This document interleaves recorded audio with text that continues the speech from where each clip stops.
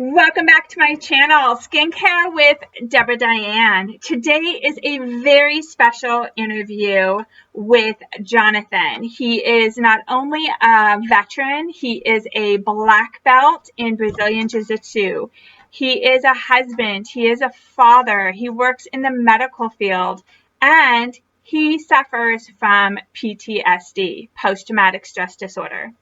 I'm filming this video in the month of June because not only is it Men's Health Month, it is also PTSD Awareness Month. And also I may throw in some skincare questions too. So stick around.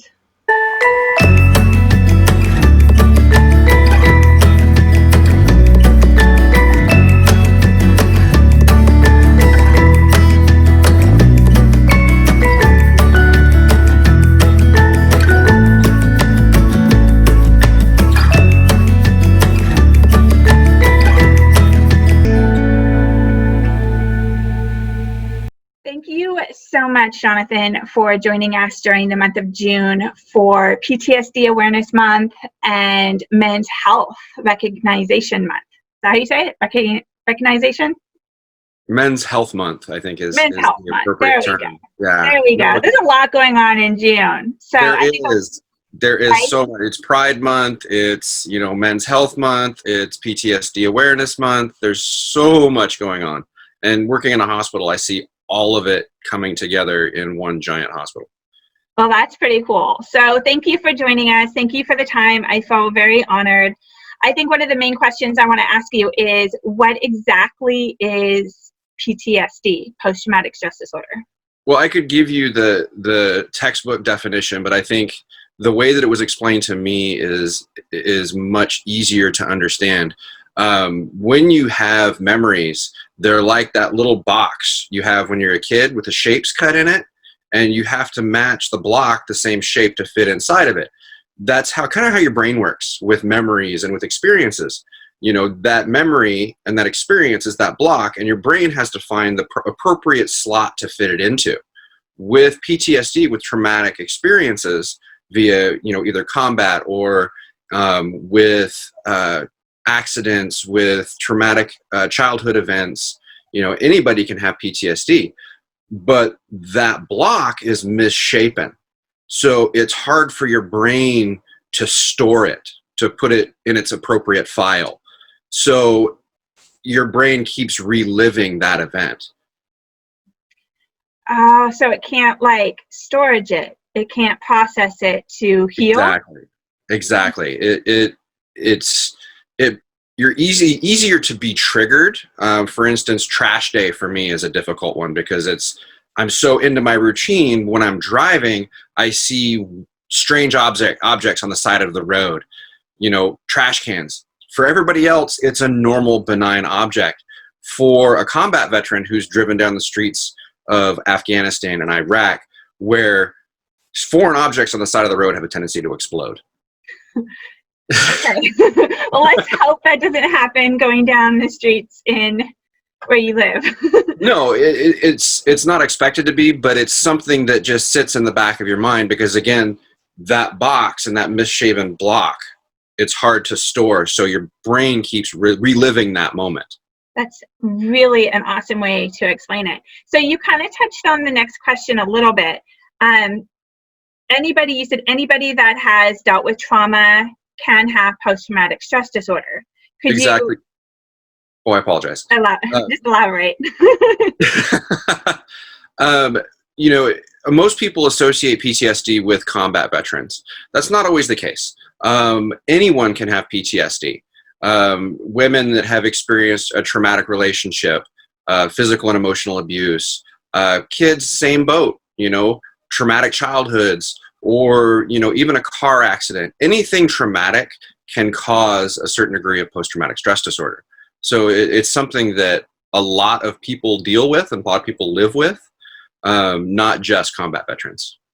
And so I'm assuming, depending on what kind of trauma that a person experiences, it shows itself in different forms. Would that be logical? It really does. It really does. People have different triggers. For combat veterans, again, it's loud noises, it's being surprised, pops, firecrackers, things like that.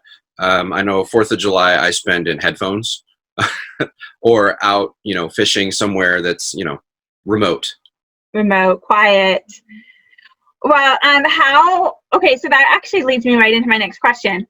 How do you stay positive? Because I know a lot of people that have dealt with trauma, a lot of people that have PTSD, it is very easy to kind of slip into depression with the experiences, always having to relive something. So how do you stay positive? Well, through fitness, through nutrition, through positive self-talk. I've gone through a lot of counseling. I did a video on positive self-talk. I train jujitsu a lot. I've been training jujitsu for just over 25 years. When I feel like, if I'm sitting at work in the hospital, and I feel like my brain is going somewhere that it shouldn't, I will go through jujitsu techniques and transitions to try and distract my brain from that negativity. And a lot of times it works. I'm a big proponent of people with PTSD training jujitsu. Because with jujitsu, you have to be present. You have to be in the moment. You can't be distracted.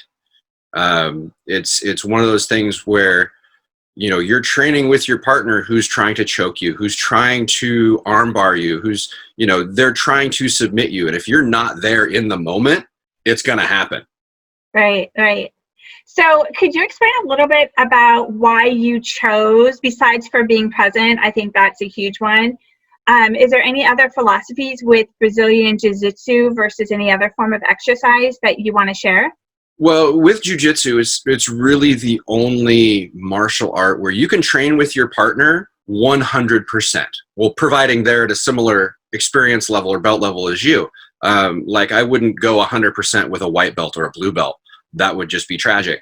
But I have a core group of guys that I like to train with. We're all black belts, and we can train at 100% all the time and walk away from it. You can't do that in like boxing, with karate, with taekwondo, with things like that. If you train 100% with your partner, somebody's going to the hospital. Yeah, we don't want that. We don't don't need any more. But I grew up wrestling. I've wrestled since I was 6. So I fell into jiu-jitsu when I was actually in the Navy down in San Diego. I walked into a garage with some friends, and I thought because I was a successful wrestler, this jiu-jitsu thing was going to be easy. And I proceeded to get my butt handed to me for an hour and a half, and I have been hooked ever since. A very humbling experience. It is absolutely humbling. Nice. So having kids and being a husband and having, a full-time job, exercising, all that, it seems like you have a very full life. How do you adapt to being, keeping positive and being a good example for your kids? I think the best way to teach your kids to take care of yourself is to actually take care of yourself. Take that me time.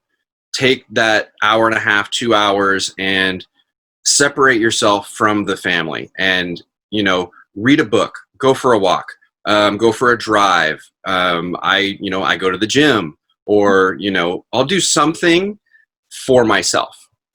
Sometimes, I'll take my son with me just because we have an amazing relationship. But having that separation to be able to collect your thoughts, to be able to organize your brain for at least an hour or two is vital. Nice. Very, very, very, very good advice, for sure. So my channel, as you're aware, is Skincare with Deborah Diane. So I'm going to throw in this question because it's almost expected. Yeah. When you find yourself in a high anxiety, very stressful situations, especially if it's for like a long period of time, that's like repetitive, do you see any difference in your skin? Oh, I absolutely do. I tend to break out. I will get beard dandruff. I will get I'm obviously follically challenged, so my head will dry out and start to flake. I'll get dandruff with no hair. I tend to get zits. I look like I'm 14 again. My skin really tells me that something is off. That's when I know that I need to take that me time, that I need to take a step back and take care of me.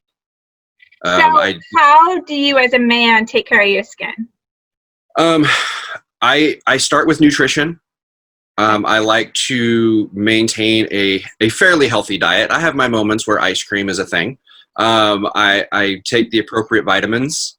I enjoy, some great supplementation, herbal supplements like ashwagandha, things like that, that help lower that stress level.